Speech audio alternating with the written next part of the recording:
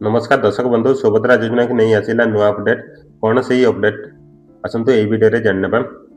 जो मैंने इक्यूआईसी कर जुलाई 25 तारीख सुधा से इक्यूआईसी करई नेबे राखी पूर्णिमा मिल जाऊँगी सुभद्रा योजनार पंचम किस्ती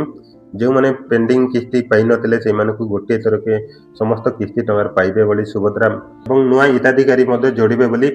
प्रभाती परिड़ा मैडम कहते आपण मैंने भावुवे इक्यूआईसी करने कौटी जी कि निज मोबाइल करेब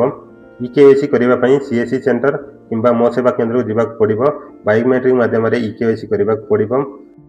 जो मैंने राशन कार्ड चेंज करते कि अलग करते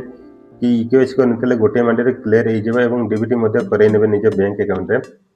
जुलाई 25 तारीख सुधा से इकेवाईसी करने आउ कौन प्रोब्लेम थी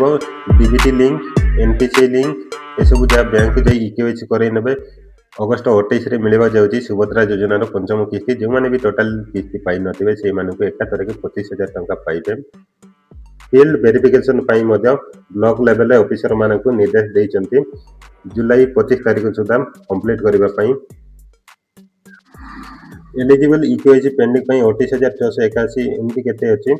समस्त बायोमेट्रिक माध्यम इक्यूआईसी करई नियंतु एवं सुभद्रा बेनिफिट पांतु जदि वीडियोटी आपण मानक पसंद आसी थाए वीडियो गोटे लाइक शेयर सब्सक्राइब कर देबे थैंक यू जय जगन्नाथ।